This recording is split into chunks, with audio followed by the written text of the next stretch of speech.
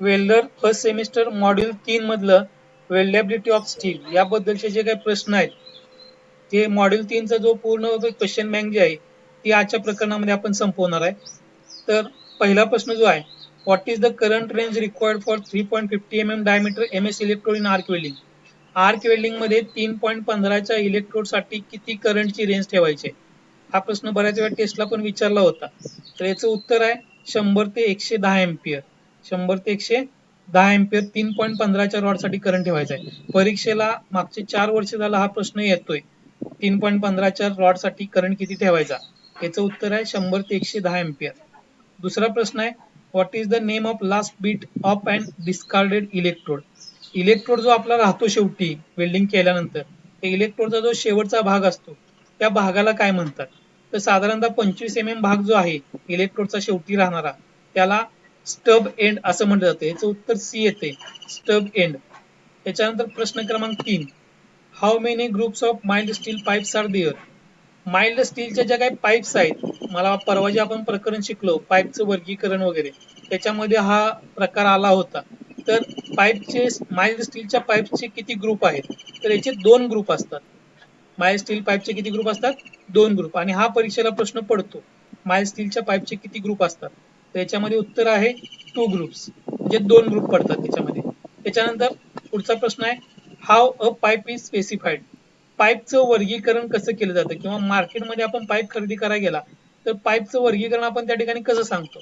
तर याच्यामध्ये ऑप्शन बघा, डाय ओनली म्हणजे diameter, 50 mm diameter, 100 mm diameter. पण डायरेक्ट असं डायमीटर वरून आपण त्याचं वर्गीकरण सांगू शकत नाही. लेंथ, लांबी 20 फूट पाहिजे आहे किंवा त्या ठिकाणी 10 मीटर पाहिजे आहे असं पण वर्गीकरण सांगू शकत नाही.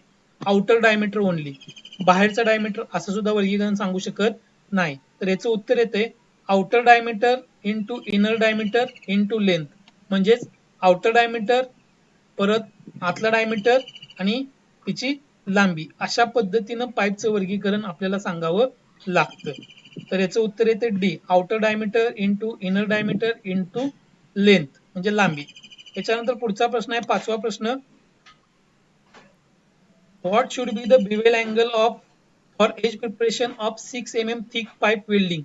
जर आपल्याला पाईपला वेल्डिंग करायचं आहे, 6 mm ची पाईप आहे जाडीची, आणि त्या पाईपला आपल्याला एज प्रिपरेशन करायचं आहे म्हणजे बिवेल अँगल द्यायचा आहे, तर तो किती असायला पाहिजे?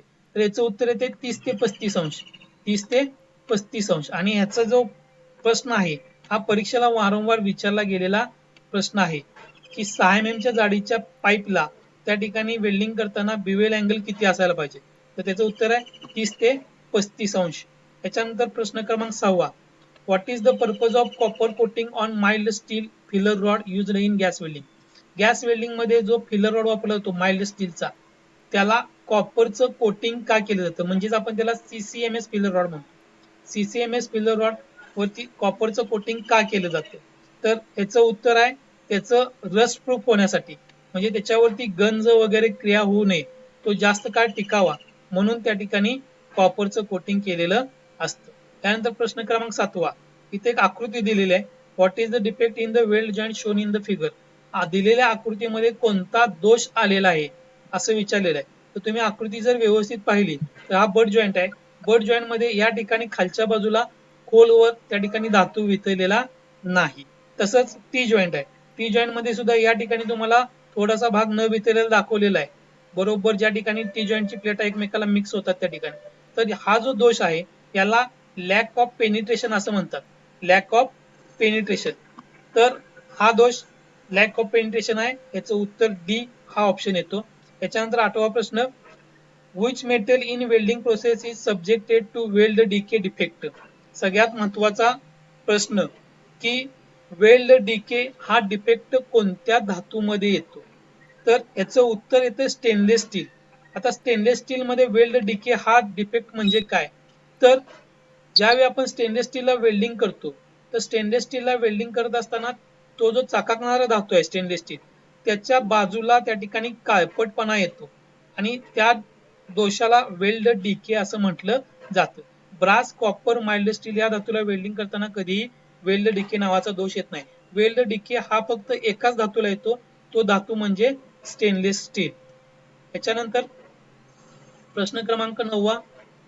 Which filler rod is used for bronze welding of cast iron, malleable iron and copper?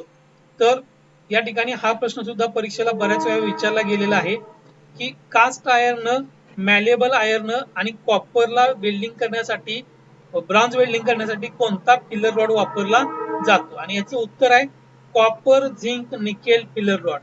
Copper zinc nickel filler rod हे याचं उत्तर आहे. लक्षात ठेवा, कास्ट आयर्न, मॅलेबल आयर्न आणि कॉपरला ब्रॉन्झ वेल्डिंग करण्यासाठी कोणता फिलर रॉड वापरतात? तर तो फिलर रॉड आहे copper zinc nickel filler rod. लक्षात आलं? त्याच्यानंतर पुढचा प्रश्न. आता हा इलेक्ट्रोडचं वर्गीकरण मधला प्रश्न आला. आपण हे प्रकरण अजून घेतलेलं नाहीये शिकायला, किंवा आपण हे शिकवलेलं नाही तुम्हाला, तरी सुद्धा आपण या ठिकाणी प्रश्न बघू आणि त्याच्यामध्ये काय विचारले त्याचं उत्तर काय येतं. तर what does the third digit of AWS codification in EB 5426HJX represents? आता यामध्ये अमेरिकन वेल्डिंग स्टँडर्ड मध्ये एक कोड दिलेला आहे. अमेरिकन वेल्डिंग स्टँडर्डचा हा कोड आहे EB 5426HJX, आणि याच्यामधला जो थर्ड डिजिट आहे, तिसरा डिजिट, तो त्या ठिकाणी काय दर्शवतो असा प्रश्न विचारलेला आहे. आता याच्यामध्ये डिजिट जो आहे तो इथे येतो 5 नंबर, 4 नंबर, 6 नंबर. 6 नंबर जो आहे तो 6वा डिजिट आहे, 6 डिजिट. आणि अमेरिकन वेल्डिंग स्टँडर्ड मध्ये जर असा कोड असेल आणि याच्यातला जर का तुम्हाला 3 नंबरचा जर कोड विचारला असेल, 3 नंबरची डिजिट जी आहे ती काय दर्शवते, तर ती टाइप ऑफ वेल्डिंग पोझिशन, म्हणजे कोणत्या वेल्डिंग पोझिशन साठी तो इलेक्ट्रोड आपल्याला उपयोगात येऊ शकतो, कोणकोणत्या वेल्डिंग पोझिशन मध्ये, हा अंक दर्शवत असतो. तर 2 या अंकासाठी त्या ठिकाणी जी काही पोझिशन आहे वर्गीकरण मध्ये, त्या पोझिशन मध्ये हा इलेक्ट्रोड चालू शकतो. तर हे आपण थोड्या दिवसांनी हे प्रकरण बघणार आहे, त्याच्यामध्ये तुम्हाला डिटेल माहिती याची दिली जाईल. त्याच्यानंतर प्रश्न क्रमांक 11. Which accessories is used to protect the eyes during gas welding? Gas welding मध्ये डोळ्याच्या संरक्षणासाठी कोणती ऍक्सेसरीज वापरली जाते? आणि याच्यामध्ये बघा, हेल्मेट, हँडस्क्रीन, कलर गॉगल आणि grinding goggle.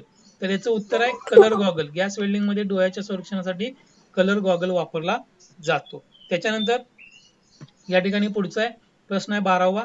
What is the composition of acetylene gas? तर ऍसिटिलीन गॅसची रचना काय आहे? तर याच्यामध्ये तुम्हाला मी पहिलं सांगितलं C2H2 अशी तिची रचना आहे. तर याच्यामध्ये C 92.3% असतो आणि H 7.7% असतो. म्हणजे हे उत्तर येतं. ऍसिटिलीन गॅसमध्ये C म्हणजे कार्बन 92.3% आणि हायड्रोजन 7.7%. अशा पद्धतीने याचं उत्तर D हे येतं. त्याच्यानंतर प्रश्न क्रमांक 13वा. त्या ठिकाणी फ्लेम दिलेले आहे आणि या फ्लेमचं त्या ठिकाणी आकृतीचं नाव विचारलेलं आहे. तर तुम्हाला हा प्रश्न बऱ्याच वेळा परीक्षेला पण आलेला आहे, टेस्ट मध्ये आलेला आहे. तर याच्यामध्ये ही फ्लेम जी आहे ती न्यूट्रल फ्लेम आहे. याचा इनर कोन जो आहे तो इंग्रजी U आकाराचा आहे, म्हणून या फ्लेमला न्यूट्रल फ्लेम त्या ठिकाणी आपण म्हणायला पाहिजे आहे, आणि याचं उत्तर आहे न्यूट्रल फ्लेम. त्याच्यानंतर प्रश्न क्रमांक 14वा. Which size of CCMS filler rod is to be used for welding plate of thick 8 mm thick with V edge preparation? बघा, which size of CCMS filler rod is used for? या ठिकाणी CCMS चा filler rod किती साईजचा filler rod वापरणार तुम्ही, असा प्रश्न विचारलाय. कशासाठी? तर welding plate of 8 mm thick with V edge preparation.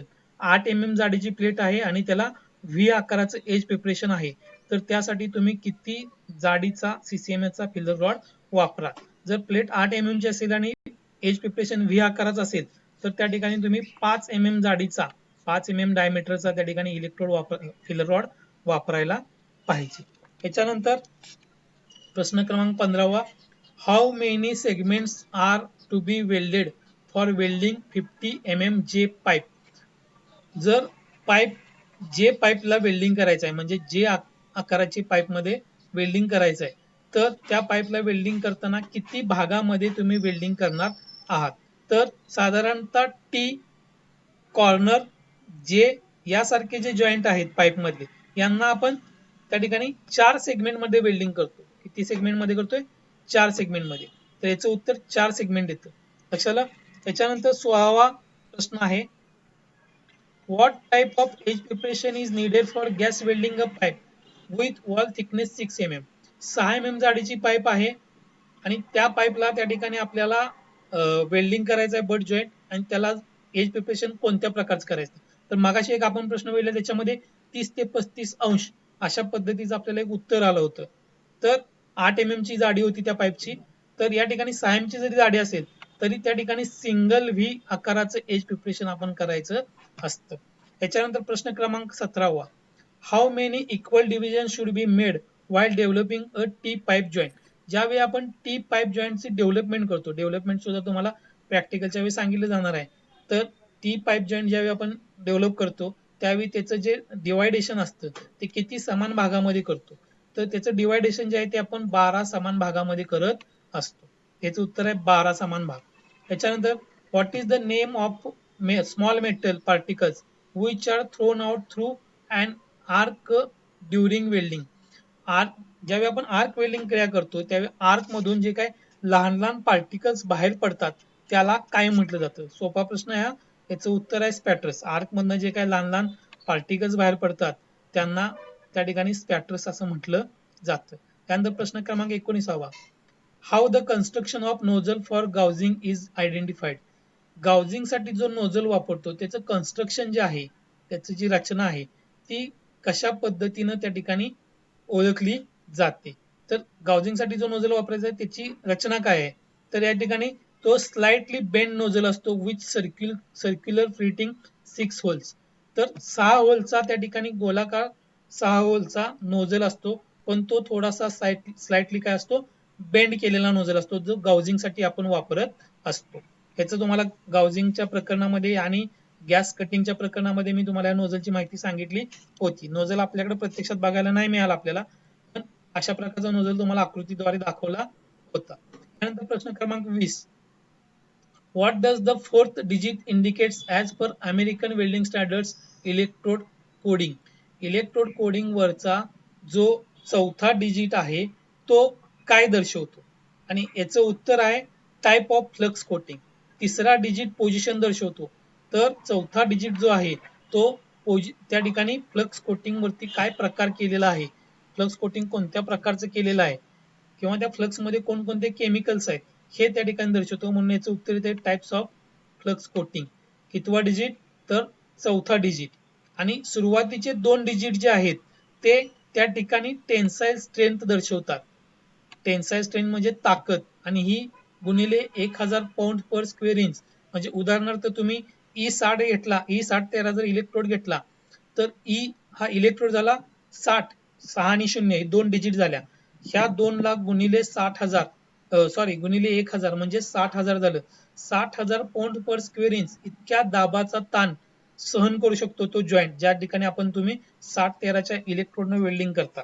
लक्षात आलं. त्याच्यानंतरचा एक जो अंक आहे तो वेल्डिंग पोझिशन दर्शवतो, आणि एक हा अंक ऑल पोझिशन साठी वापरला जातो, म्हणजे सर्व पोझिशन मध्ये तो इलेक्ट्रोड चालतो. म्हणून आपण E6013 इलेक्ट्रोड सर्व पोझिशन मध्ये वापरतोय.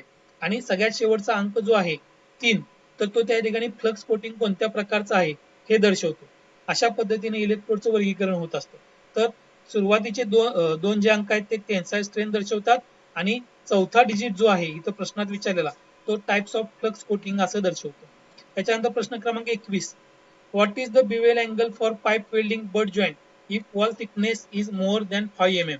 या ठिकाणी पाईप वेल्डिंग करताना 5 mm पेक्षा जास्त जर का त्या ठिकाणी पाईपची जाडी असेल तर त्याच्यासाठी बिवेल अँगल किती अंशाचा असावा, तर त्या ठिकाणी त्याचा बिवेल अँगल जो आहे तो 75 अंशाचा असावा. त्याच्यानंतर which type of stainless steel is weldable.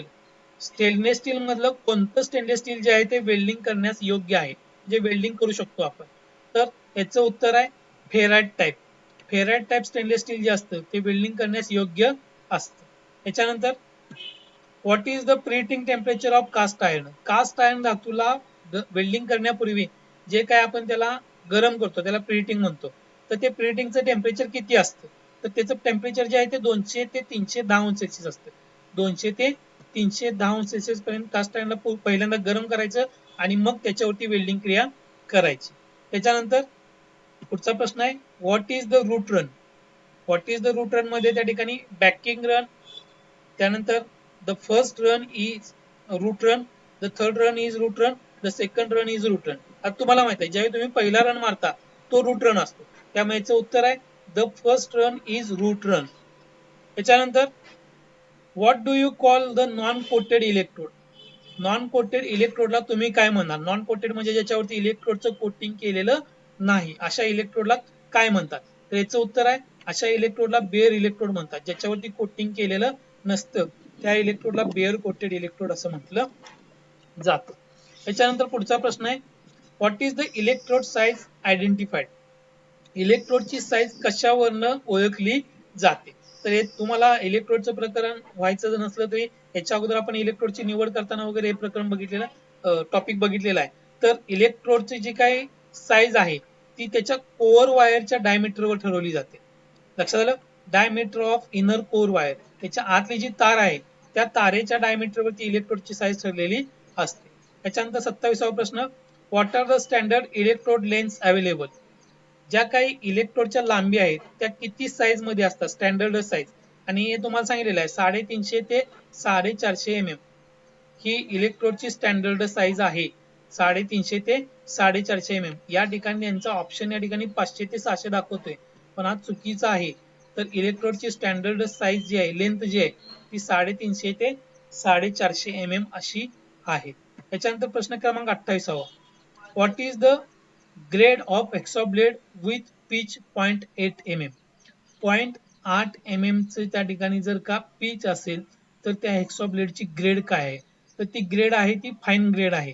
0.8 mm साठी फाईन ग्रेड म्हणून त्या ठिकाणी ओळखलं जातं. त्यानंतर प्रश्न क्रमांक 29वा what does the letter X indicates in the electrode classification of EB 5426H1JX? इथे इलेक्ट्रोडचं वर्गीकरण दिलेलं आहे, कोड दिलेला आहे. त्या कोड मधला हा जो एक्स अंक आहे हा एक्स अंक काय दर्शवतो? तर हा एक्स अंक जो आहे तो रेडिओग्राफिक क्वालिटी इलेक्ट्रोड, म्हणजे त्या इलेक्ट्रोडनं आपण वेल्डिंग केलं तर त्या ठिकाणी त्याची जर एक्सरे टेस्ट घेतली तर ती एक्सरे टेस्ट घेण्यासाठीचा हा इलेक्ट्रोड योग्य आहे. लक्षात आलं? अशा प्रकारचं एक्स अक्षर काही क्वचितच इलेक्ट्रोडच्या पॅकेटवरती असतं.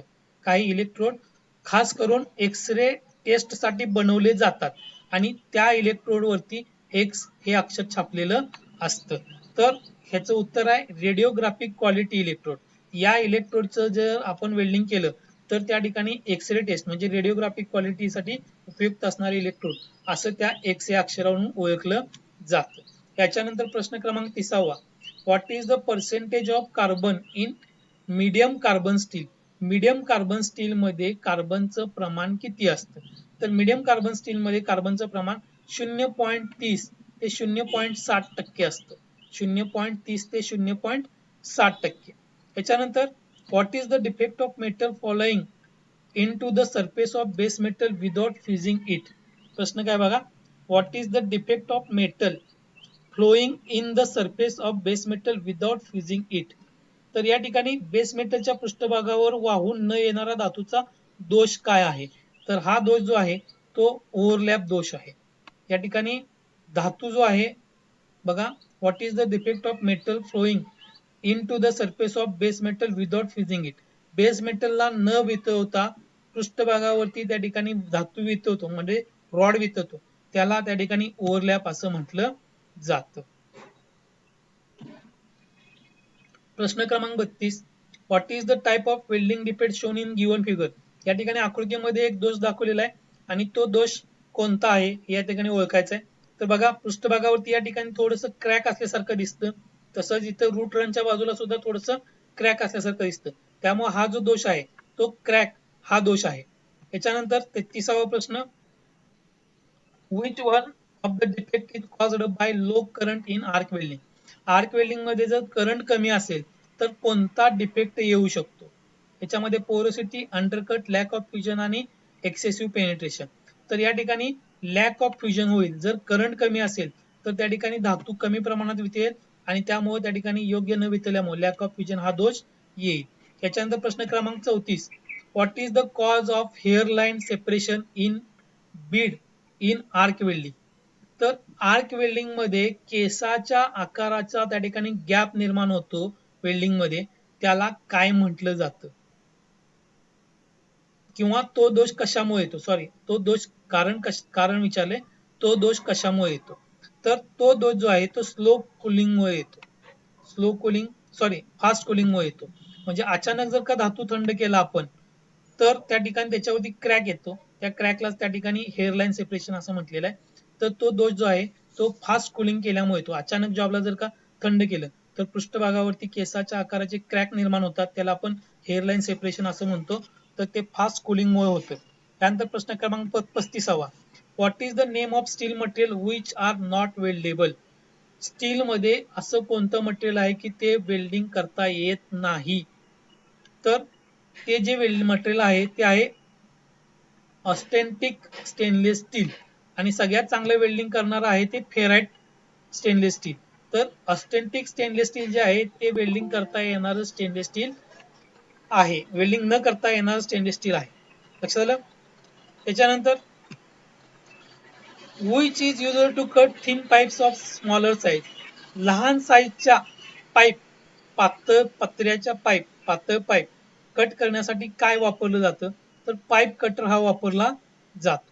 त्याच्यानंतर 37वा प्रश्न, what is the base for selecting the nozzle size for gas welding of pipe. पाईपला गॅस वेल्डिंग करायचं आहे तर त्याचा नोझल निवडायचा असेल त्यावेळेस तर आपल्याला काय लक्षात घ्यावं लागतं किंवा काय बेस लक्षात घ्यावा लागतो. तर याच्यामध्ये साधारणतः पाईपला जर वेल्डिंग करायचं असेल तर त्या ठिकाणी पाईपचा जो काही जाडी आहे, पाईपची वॉल थिकनेस, ती विचारात घेऊन त्या ठिकाणी आपल्याला नोझलची निवड करावी लागते. त्याच्यानंतर what type of filler rod shall contain higher percentage of iron.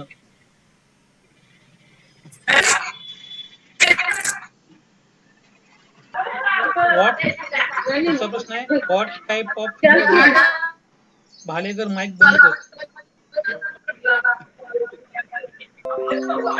पुढचा प्रश्न आहे, which type of filler rod, sorry 35वा, what is the base for selecting the nozzle. हा झालेला आहे, पाईप वॉल थिकनेसचं उत्तर येते. 38वा प्रश्न, what type of filler rod shall contain higher percentage of iron. कोणत्या प्रकारच्या फिलर रॉड मध्ये जास्त प्रमाणात आयर्न असतं, असा प्रश्न आहे. आणि याचं उत्तर आहे फेरस. फेरस धातूच्या फिलर रॉड मध्ये आयर्नचं प्रमाण जास्त प्रमाणात असतं. त्यानंतर प्रश्न क्रमांक 39, what is the process of heating steel to specified temperature and cooling suddenly. अशी कोणती पद्धत आहे की ज्यामध्ये स्टीलला ठराविक तापमानापर्यंत गरम केलं जातं आणि लगेच थंड केलं जातं. तर त्या पद्धतीला काय म्हटलं जातं. तर त्या पद्धतीला क्विंचिंग म्हटलं जातं. त्या ठिकाणी स्टीलला गरम केलं जातं ठराविक तापमानापर्यंत आणि लगेच त्याला ऑइलमध्ये किंवा थंड पाण्यामध्ये त्या ठिकाणी लगेच थंड केलं जातं. त्याला क्विंचिंग पद्धत असं म्हटलं जातं. याच्यानंतर what is the main purpose of normalising steel. ही सगळी प्रकरणं जी आहेत ती पुढे आहेत उष्णतोपचार प्रकरणामध्ये. तर स्टीलला नॉर्मलायझिंग करण्याचा उद्देश काय आहे. तर हा प्रश्न परीक्षेला येतो बऱ्याच वेळा. What is the purpose of normalising steel. तर नॉर्मलायझिंग स्टील करायचं का, तर to produce the fine grain and uniform structure. हा प्रश्न पाठीमागच्या परीक्षेला पण आणि त्याच्या पाठीमाग 3 ते 4 वर्ष सलग हा प्रश्न विचारला गेलेला आहे. तर to produce fine grain and uniform structure, एक समान संरचनेचं चांगलं उत्पादन करण्यासाठी स्टीलला नॉर्मलायझिंग क्रिया केली जाते. प्रश्न क्रमांक 41, what is the purpose of steel setting root gap. Root gap ठेवण्याचा उद्देश काय आहे. तर याचा उद्देश आहे टू गेट गुड पेनिट्रेशन. आपल्याला चांगलं खोलवर पेनिट्रेशन मिळण्यासाठी आपण त्या ठिकाणी रूट गॅप ठेवत असतो. त्याच्यानंतर प्रश्न क्रमांक 42, which of the following metals have high thermal conductivity. खालीलपैकी कोणत्या धातूमध्ये उच्च तापमान वहन करण्याची क्षमता आहे. आणि याचं उत्तर आहे कॉपर. कॉपर हा असा धातू आहे की ज्याच्यामध्ये हाय थर्मल कंडक्टिव्हिटी म्हणजे उच्च तापमान वाहून नेण्याची क्षमता असते. त्यानंतर प्रश्न क्रमांक 43, what is the process of hot weld joint rapidly hammered to relieve internal stress. ज्यावेळी आपण धातूला वेल्डिंग क्रिया करतो तर वेल्डिंग क्रिया केल्यानंतर त्याच्या आतील अंतर्गत ताणतणाव कमी करण्यासाठी आपण सलग त्याच्या पृष्ठभागावरती हातोडीच्या साहाय्याने हॅमरिंग करतो. त्या प्रोसेसला काय म्हणतात. आणि याचं उत्तर आहे पिनिंग. आणि ही प्रोसेस कास्ट आयर्नसाठी आपण जास्त प्रमाणात करत असतो, पिनिंग क्रिया. त्याच्यानंतर पुढचा प्रश्न आहे, which type of cast iron process higher hardness. जास्त प्रमाणात कठीणता असणारा कास्ट आयर्न कोणता, असा प्रश्न आहे. कोणत्या प्रकारच्या कास्ट आयर्न मध्ये कठोरता जास्त असते, आणि याचं उत्तर आहे व्हाईट कास्ट आयर्न जे असतं त्याच्यामध्ये हार्डनेसचं प्रमाण जास्त असतं. याच्यानंतर 45वा प्रश्न, which type of cast iron is soft, कोणत्या प्रकारचं कास्ट आयर्न हे मऊ असतं, तर ग्रे कास्ट आयर्न जे आहे ते मऊ प्रकारचं असतं, आणि कठीण प्रकारचं असतं ते व्हाईट कास्ट आयर्न. मऊ असतं ते ग्रे कास्ट आयर्न आणि कठीण असतं ते व्हाईट कास्ट आयर्न.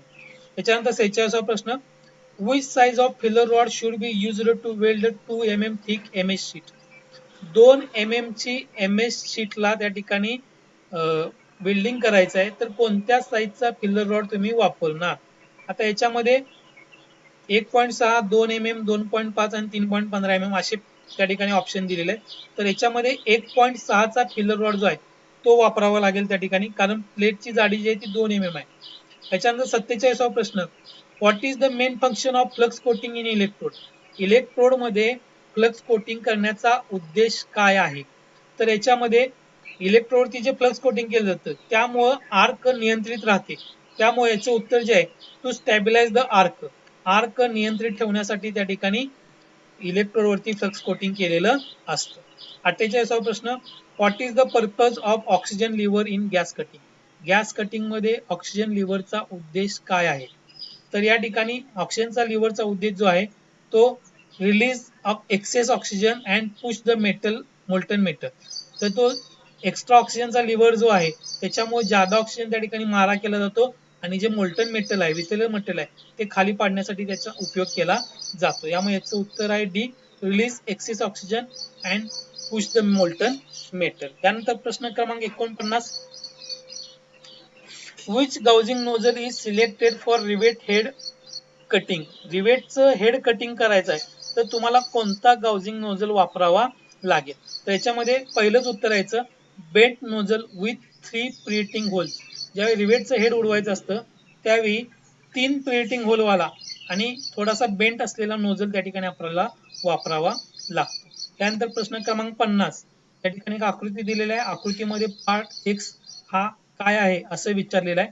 तर हे तुम्हाला मशीन दाखवलेलं होतं, पग कटिंग मशीन आहे, आणि या ठिकाणी या मशीन वरती हा एक कंट्रोलर आहे.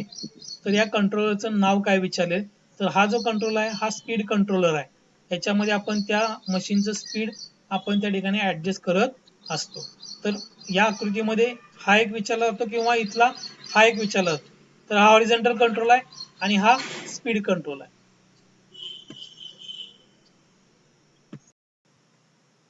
तर अशा पद्धतीने आपण फर्स्ट सेमिस्टर मधली जी क्वेश्चन बँक आहे मॉड्यूल 3 त्याच्यामध्ये 1 ते 50 हे पूर्ण प्रश्न त्या ठिकाणी आपण उत्तरासहित स्पष्टीकरण आपण त्या ठिकाणी बघितलेलं आहे. पुढच्या व्हिडिओमध्ये त्या ठिकाणी आपण तुम्हाला प्रश्न क्रमांक 51 ते 120 हे जे आहे ते पुढच्या व्हिडिओमध्ये तुम्हाला त्या ठिकाणी स्पष्टीकरणासहित तुम्हाला त्याची उत्तरं क्वेश्चन बँकची सांगितली जातील.